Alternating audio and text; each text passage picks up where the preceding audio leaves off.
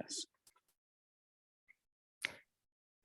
So here we are, part 2 of Extraordinary Knowing with our guest for tonight, Darren Stevenson. We're continuing the talk along the subject of more than human. Darren, where were we? So I was saying, just to give our listeners a physical example of the incredibly trenchant features of the representational overlays that we're born into, just look around wherever you may be and count the rectangles. Yes. Try it. Many. I mean, everywhere. If you the look, book, the desk, like, the picture, the phone, phone, the table, phone. the rug, the television, the car, the computer, the screen. Yes. yes. So we were talking earlier about, like, if the people were in a room, right? And we bird walked a little bit. Yeah. That's very rectangular. But if they're outdoors, one of the things that so let's explore this for a moment. We think that when we look up, we see the sky. Yes, I do. I do too. Right? It's a natural thing to believe. But are we sure we see the same sky we'd see together? That's a good question. With same sky forest? Is our seeing only personal? This is the myth of modern culture. Yeah. Right? That seeing that I have, like, I'm a container for a mind. I'd like to suggest that that's very unlikely. And even all of the things, we acquired language and social cognition and all of the representational overlay stuff from others in a network. Yeah. So the idea that we have a separate mind is a pretty weird idea, and it's one of the fundamental myths of modernity. Right? That minds are separated. They can't share experience. Right? That's considered to be impossible. Yeah. But astonishing things happen, it turns out, when we get together with a sober version of this intent. And sober doesn't mean not playful. It just means aware of projection and the psyche and having some, like, caution about, for example, suddenly deciding that a wild narrative must be the truth, this kind of thing. Yeah. The things we're prone to as reactions to representational culture. So yeah, I don't think we see the same sky. I'm pretty sure we don't. Yeah, I follow you. I've had group experiences of seeing things in the sky that are not, those aren't things in the lexicon. There are no things that match those. Yes, I've had that experience too with other people. Yeah. And I don't mean a thing that could possibly be an aircraft. Right? I mean, like, something bizarre that doesn't make sense. Yeah. Or indeed in the natural world, sort of creatures that you don't recognize. That's happened to me a few times. Yes. With other people. It's very astonishing if we watch what happens in our minds when we suddenly encounter something that we don't immediately know what it is, right? And that whole idea of what in most minds means make a separate frame around it, identify it, and then move on to the next thing. This is not having a mind. Right. That's a behavior of consciousness. Yes. But that's nothing like a mind. Yeah, I love and that. If we were to That's get helpful. together and explore what can it mean for us to participate in consciousness together, that's not the same thing as having a mind either. Right? To participate in consciousness together, the myth supposes, well, you do that with your mind. But what if that's not true? What if there's another thing that we don't even have language about that we do that with? That's really a Yes. good point. Yes. It's important to really question the language that we have in a deep enough way that we recognize it as we can use it to communicate well together if we're it careful. points at things. Yes, but it is not the thing pointed at. Yeah. The thing is not the thing pointed at. Yeah. Right? Yeah. Or actually, yes, the tag is not the thing it points to. Yeah. And we're trained actually to believe that it is. Yeah, that is absolutely true. So In fact, normally, our educational systems are that, right? yes, they prepare us for functioning in the representational overlay, primarily. Yeah. So we certainly have astonishing opportunities, and they couldn't be nearer at hand. Right. It begins with the recognition that the representational overlays are fascinating and confusing, and often bizarre, but they are not true. Yeah. They're fundamentally false. Once we recognize clearly that all the representations are false, some of them can be useful. We don't have to be fundamentalist about it or anything. But that's one of the key moments where we begin to acquire the possibility of liberty together. Yes, the possibility That's of the liberty. key moment, when we realize we're participating in consciousness together. So in terms of that, when we talk about these, say, in language, psychic abilities, telepathy, dreams where we, shared dreaming. Yes, shared dreaming. This is a thing that so many people. Touch healing, bilocation, prophecy, different modes of psychism. So look, there's a fairy tale, right? Where long ago our minds were born in intimate relationship with non-human intelligences. Yeah, that's where I wanted you to go. Yes. And so our minds were made. This is a fairy tale, right? We're just as if playing. Yes, our minds were made as a companion, like a physical terrestrial companion of intelligences that certainly are not merely physical. Right? And ours is that way too, but in a different scope, right? A lot of our intelligence gets invested in being physical. Yes, it does. Painfully so. Long ago, our people all knew this. They lived this way always. There was not probably even the idea of me, I, or mine. Yeah. Right? Everything belonged to the relationship. All things were within it. And then there was a catastrophe, and the sky door closed effectively, and the people went mad.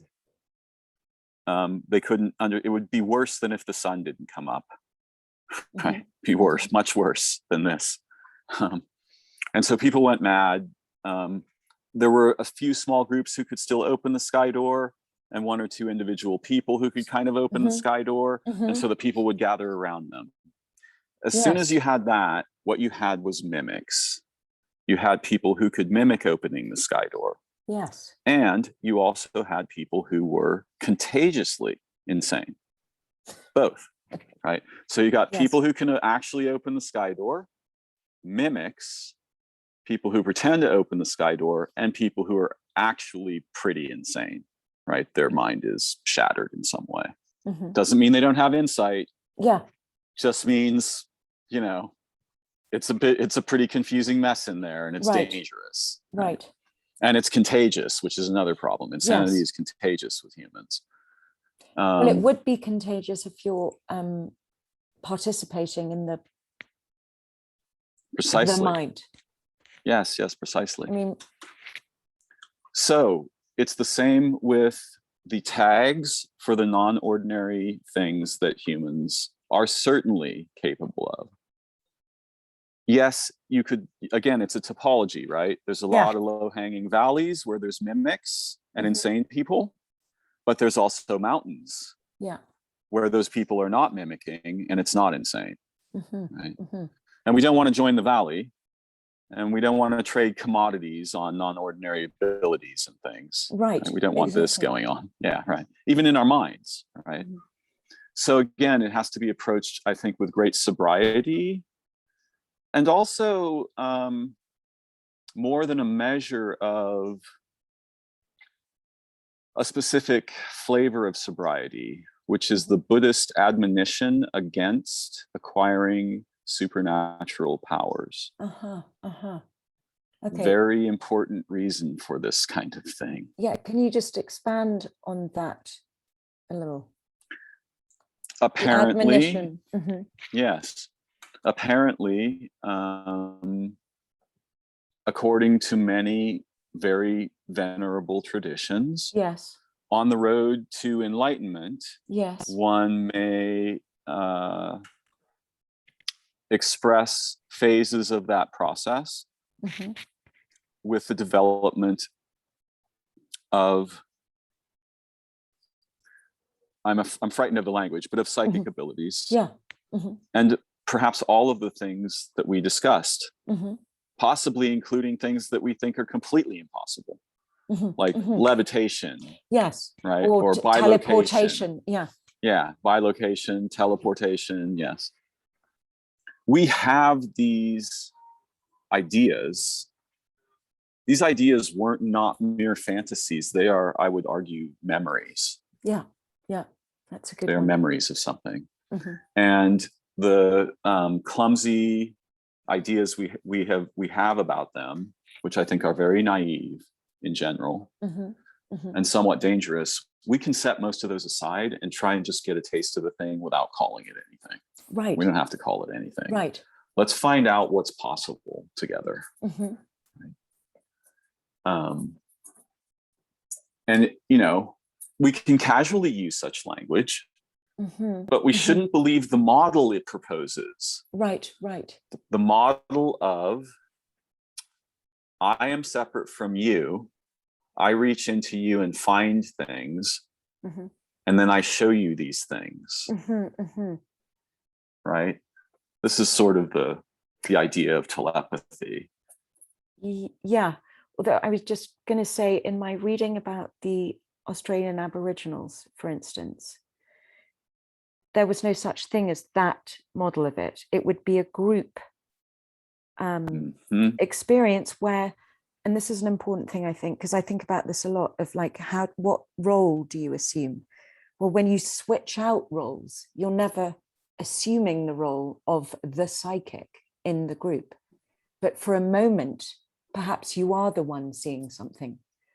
The next day, someone else is seeing something. So it's kind of like one mind working together, but you assume different faculties of that mind at different moments. It's really interesting.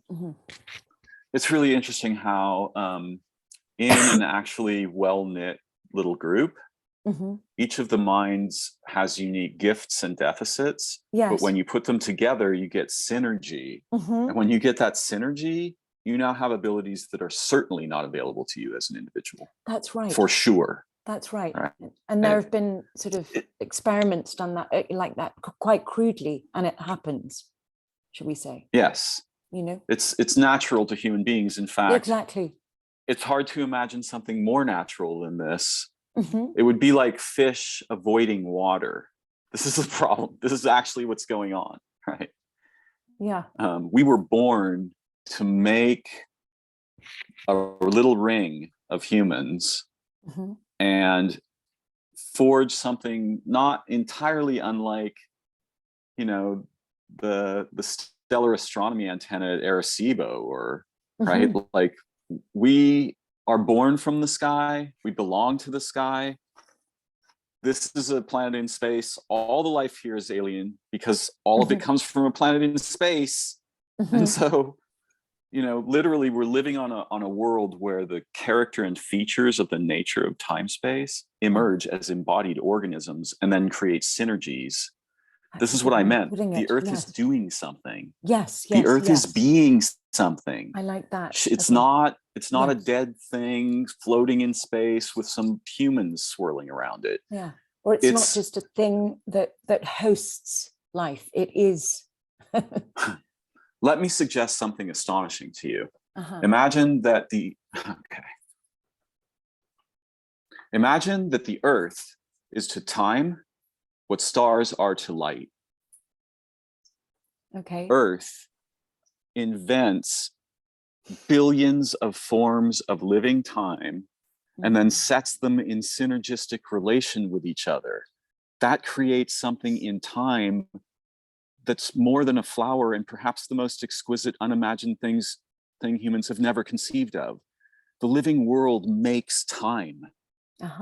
Every single organism here is like a time star, and their relationships produce synergies. Machines are the opposite of this, dead time. I like that.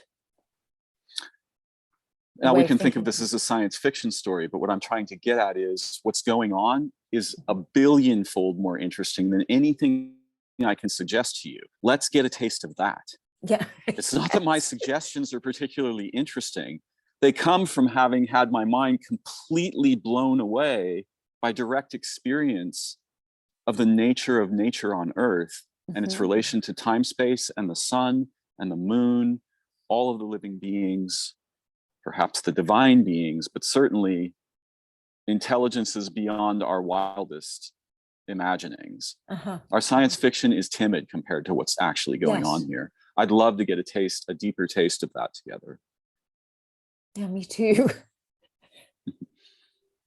We're made for it, yeah, right? Again, it's like fish returning to water. This is the thing. Well, we were born for this. Yeah, exactly. Our entire evolutionary history supports this, not the representational overlay. Right. Right? Okay. So the whole evolution of life on Earth supports something like what we're pointing at, nothing like the bullshit we're told and the clinical derivations and the descriptions and the hypotheses and the models, you know, the explanations, the dissections. Yes. So we're born it's the framing. Intelligence has gone mad in our species, right? It wants to frame literally everything. It will take pictures of people taking pictures of pictures. Yeah. You follow me? Yes, I do. It's happy. It thinks that's great. Yeah. Like, let's have more of that, you know? Except I do want to say, do we think that's great? Because I just, you know, in my encounters, you know, people aren't happy with this world of representation. They want, I think, if they get a taste of what you're talking about, so eloquently put, which is helpful for me to understand what we're pointing at here, the way you put it. It's like that. I want that. I want to start doing that now, or not, or continue, but with more passion, with more adventure. There is an undiscovered universe that we are immersed in it right now, and we're largely, most of the time, myself included, completely oblivious to it. Yeah. We're totally unaware. We're not even capable of thinking imaginatively, for example, that as the bees are to flowers, X is to living worlds. Yeah. But it must be so. Right? Yeah. Yeah. I'm not saying that's exactly what's happening, but something like that has got to be going on. We've so framed the world that we think the Earth is framed off separate from time space. Can't be true. Not possible. But what I want to say to you is that if I'm just imagining, so somebody hearing this for the first time, what you've just said, I would like to imagine that that's the kind of invitation that you've been waiting for. I mean, I'm just saying that properly like, you know, attractively posed, sure. Right. Right. And also in context, if I go to my neighbor and start talking about time space, that's not going to work. Right? first we have to form agreements, right? We have to form agreements. They don't have to be litigious, but we have to have basic agreements about why we're here and what we're going to be doing. And probably the problem with humans is they substitute opinions for thought. Now, see, I just did the bad thing. I took the worst common denominator of the topological map. Yeah. Right. And went the so there's a good example. The problem yes, with right. That's a good example. But of course, what I mean, what I'm referring to isn't actually individual humans. It's the thing we think of when we think of the humans as a species, right? And so then averages stand out to the mind and we make crude generalizations like the one I just made. But one of our problems is that, especially here in America, circa 2022, most people have opinions instead of minds. And that's what we're trained to have, opinions. Yeah. The model is voting. Since voting is the model, and it's not really a communal thing, it's an individual thing. Yes, in-group and out-group form, yes, but the model is voting in courtrooms. So instead of having thought and imagination, we have opinions. Tragic, this. We'd be better off mostly without them. They're not extremely useful except as social currency. Yeah. So in a group that we've actually put together, we might have some prohibitions about opinions. I want to circle back briefly. Yeah. You mentioned we were talking about the Buddhist admonition against seeking powers, and apparently, supernatural powers.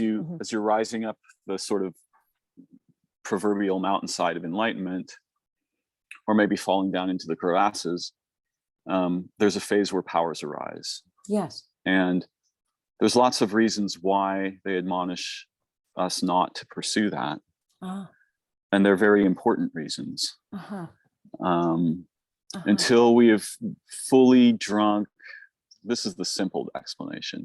Until we have obliterated, until we have really obliterated I, me, and mine, until the self has been thoroughly rendered not present. Yes. The ego and the psyche will attach to these, and it's very common for disastrous results to ensue. There is maniacal sort of behavior. All kinds of different results. The problem is that there is a membrane between the ordinary and the non-ordinary. And the way that we open that membrane, the way that we open, quote unquote, the door in the sky, must be hygienic. We have to be very aware of what does not belong in here.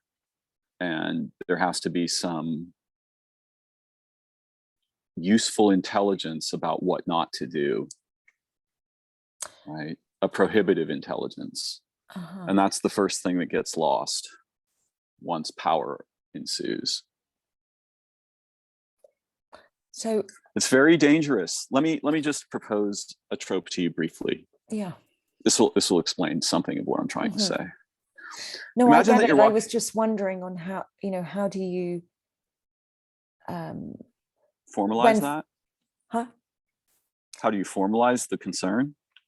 Yeah, exactly. When you're in the midst of these extraordinary experiences of like, wow, I can do this, I can do that. How do you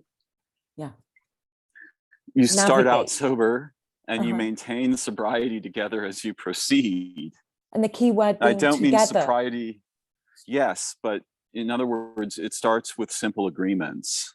We will maintain an awareness of the ego, and our psyche and our personal fairy tales, and we will discuss these openly with each other. Exactly. And we will, so that we know something about like, what's the minefield for Joe? What's the minefield for Darren? Tina, for me, Henrietta, So that's and we will maintain that awareness as we explore. It's extremely important. Now it depends on who you're with. I think. But it's better than not at all. I want to posit. This is the thing. Okay, this is a lesser of two evils problem, right? it's dangerous to introduce ordinary humans to non-ordinary experience and to their own, inborn faculties. But is it as dangerous as not? It's just having things go on as they do and living these lives that are dead inside, mostly or largely or partly. Yeah, no, I think A seems to be better than B. I mean, because it's an experiment, right? Yes, but that doesn't mean we go hog wild with A. No. We but go it's cautiously. Better to explore, Yes. Than to not. Yeah, it's similar to being in a jungle that you are unfamiliar with. Yeah. Right? You need a guide. You need someone who knows something of the terrain. Yeah, you need to be wearing the right clothes. This is why often a single person starts a little group, right? Because they're willing to lead it and they know some of the dangers and they're concerned with sobriety and it's not a self-advertising thing. Yeah. Right. I think the whole representational stuff has to stay outside. That's part of the hygiene. Right. We're not doing this in the rep layer. We're doing this in the human layer together for the sake of all beings, right? Literally. A noble purpose carefully pursued. I like generally leads to something That's good. Beautifully put. Yeah. But I think it's really important to make sure that we surface in consciousness some of the dangers of playing with. Here's what I was going to say. So there's a membrane between the ordinary and the non-ordinary.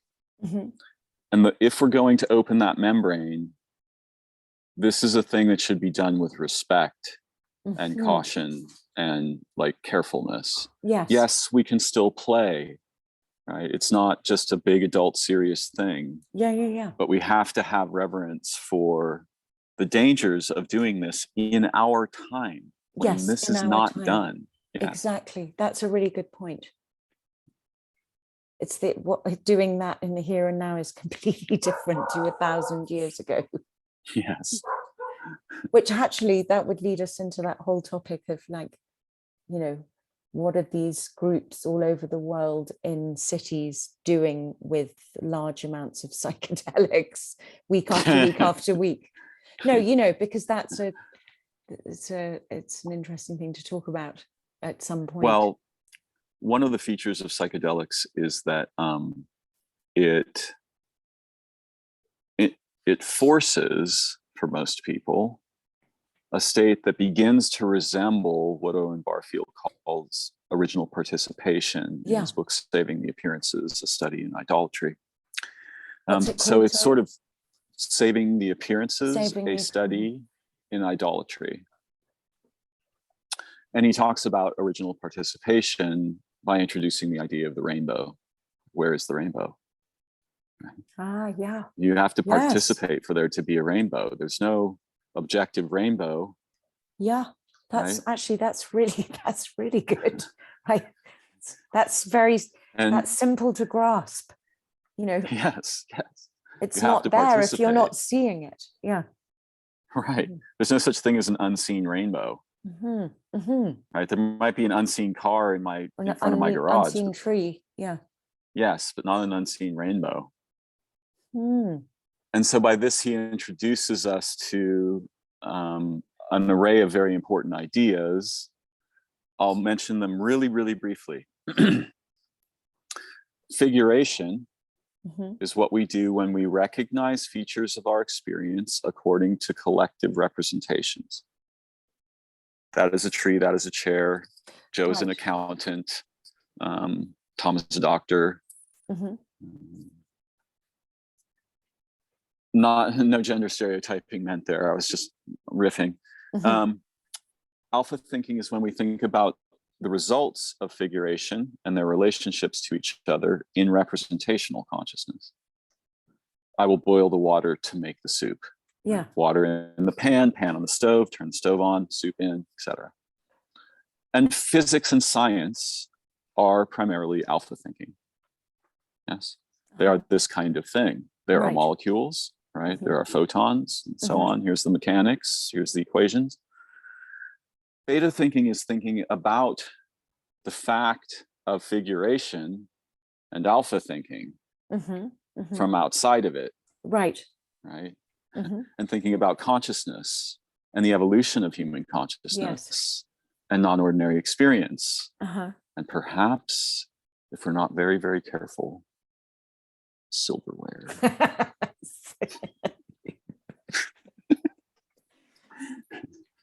Okay, so he introduces these, and then he begins talking about that the experience of archaic minds was fundamentally participated. Right? They were in and with all of the beings and the sky and the history and their people, and in their direct experience. They weren't doing alpha thinking. Causality was not a concept for them. Whether a theory was right or wrong, not very important at all. And also that this recording, the recording aspect was not done. It's a lived memory that continues. Yes. There's a looming problem in the background, which is the idea of authorization. Suppose a psychic walks up to you on the street and says, your name's Henrietta, you were born here and there, these are your parents' names when you were little, such and such happened to you, and gets everything right, right off the bat. Which has happened. You're thrust into, I believe you. There's a very complex thing that happens there with authority. In a way, the psychic is being indelicate, to put it mildly, because if a person like this shows up, it violates everything else that you've been thinking. And so they suddenly acquire incredible authority. Right. They have extrasensory knowledge, it appears. Yes. That authority that they acquire is dangerous to the psyche. Very dangerous. Because you feel threatened. Yes. It's not just that. It's quite complex. But partly, it feels like you're in the presence of someone who is more than human. Yeah. And that's a dangerous thing in a relationship. Yes. I wouldn't want to do that to my friend. Yeah. No, I wouldn't. Right. That would be a violation. Yes. Right. Yes. Of that we are here together. Yes. But a weird invasion, an invasion in the domain of authority. Yeah. Right. This person apparently is authorized by God. Yes. To know things no one can know. Right. So this presents a psychic crisis of a sort. And it's easily manipulated by the person claiming to be a psychic. Yeah. This is why there are many mimics. Yes. Okay, that's a very important point to me. Just to remember these, I have had non-ordinary experiences, but I quail at the thought of calling myself a psychic. I might be willing to do it in a very special context. Yeah. With a very special meaning. Yeah. But I wouldn't suggest. See, the problem is it reifies the fiction of I have my mind, you have your mind, I can touch your mind. Yeah. But that's not what's going on. Right. I don't think that's what's going on. That's a clumsy, weird explanation of something delicate and beautiful and profoundly transcendental that we should have reverence for and respect about. Yeah, that's a very and try to understand in a more insightful way. If we're going to model it, let's have models that that's where I was going to go with that. Like what could be the alternative to that very sort of not just clunky model, but as you say, dangerous, like not friendly, actually. Well, if the minds are all fundamentally connected, yes, then we don't necessarily have a mind. There's a localization of consciousness. Yes, there's a localization of consciousness. And this is just a toy, right? We can make better toys than the ones that we've been told are tools. Okay, that's a good way of putting it. Yeah, I'm satisfied with that. Okay, because we can make better toys. It's not about Yeah, it's not about getting it right. That's the left hemisphere's framing thing. Yeah. Right. Rectangles and courtrooms and such. Okay. It's So not it's about not about getting it right. It's about seeing better together every time we use our faculties. I love that. Learning. That's wonderful. Right? It's about seeing better together every time we use our faculties. Now you can imagine that something like this could become a cult, right? All you have to do is move it into the representational layer, and you've got commodities again, right? Sign up for a weekend, 125 a head, whatever's going on. And I'm not, I don't want to just entirely dismiss all of the fascinating things that humans can and actually do together. Yeah. Right. There are brilliant people out there. Many. Yes, many of course. That are unknown. And some of them are doing amazing things. Yeah. But what we're talking about here is something that we want to clearly differentiate. There needs to be hygiene between what happens over here and collective representations. There needs to be a filter there so that it doesn't become a cult, right? A religion. Yeah. That's not the goal. Is not to make a new religion. The goal is to see better together. Yes. Right? Do you think, do you have a sense that these ways of seeing together are actually sort of more abundant at the moment than they were, say, 10 years ago? I mean, I'm thinking more. You don't? But there is certainly, the number of commodities will continue to increase. Right? Okay, this is and what some of those will be good, right? There's a topology, right? Some of them will be mountains. Yeah. Right. But some just because I was valleys. noticing that people, a lot of people that I know are just sort of more, healthily kind of wary of the kind of cult making group. This is the answer thinking, that they do take a sort of exploratory, investigative mindset than perhaps 10 years. I mean, that's just what I was wondering. See that. Yeah. Yes, I see that. Sure. Yeah. I agree about that. Darren, I just want to say that we've got a minute left. So can we think of a nice way to close this episode Certainly. out of More Than Human? I want to make sure we don't lose the recording. Yes, I follow. Yeah. I'm just grateful to have this chance to learn and remember together with you and anyone who manages to tune in. Yeah, fantastic. Thank you so much for all your insights and to share. Thank you, Henrietta. And I just want to say to anyone that's listening out there, we will be speaking in future episodes with a variety of different thinkers, anthropologists, biologists, scientists, authors, artists, a whole array of humans. This is the idea, that we gather together and explore together. Thank you. Thanks, Henrietta. Good night. Good night.